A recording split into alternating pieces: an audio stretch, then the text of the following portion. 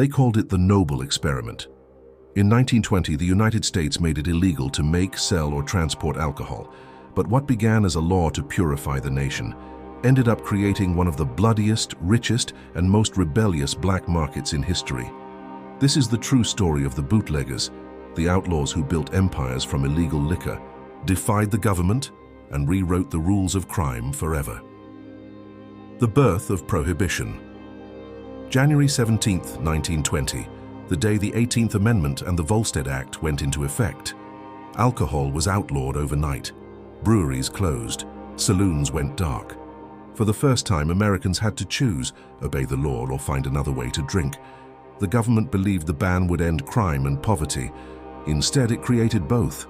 Because where there's demand, there's profit. And where there's profit, there will always be someone willing to break the law to get it. That someone was the bootlegger.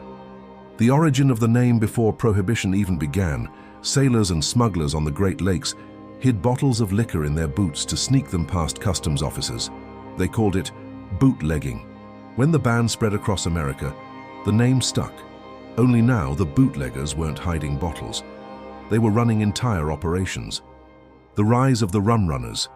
Along the Atlantic coast and across the Great Lakes, smugglers used fast boats to haul liquor from Canada, the Caribbean, and Europe into US ports. This became known as Rum Row, a floating black market just outside US waters. Ships loaded with whiskey and rum would anchor miles offshore, and smaller boats would rush out to transfer the goods under cover of night. Many of these rum runners were ex-Navy sailors, fishermen, and even wealthy businessmen, people who knew the sea and knew how to disappear. The moonshiners and mountain kings.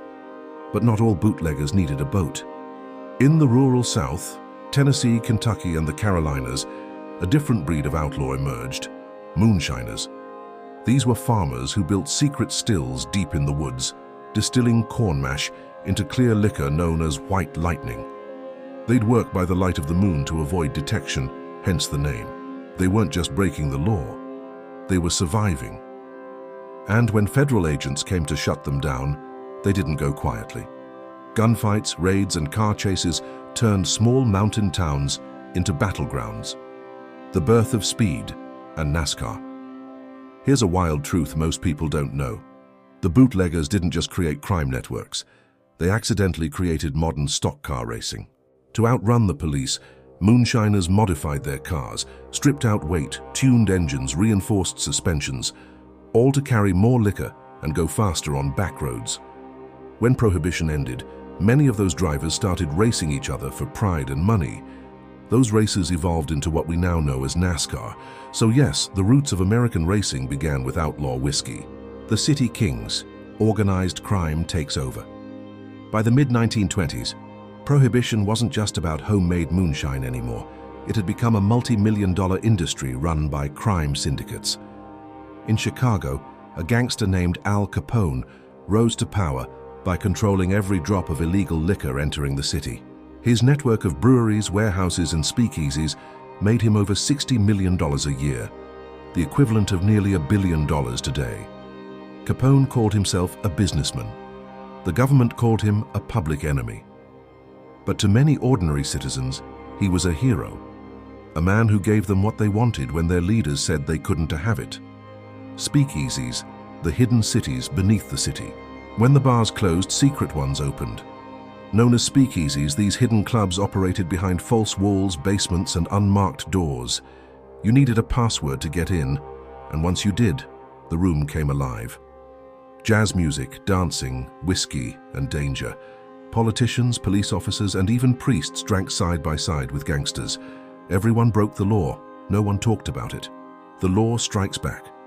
The government fought back with prohibition agents, known as revenuers. They raided stills, smashed barrels, and chased smugglers across the countryside.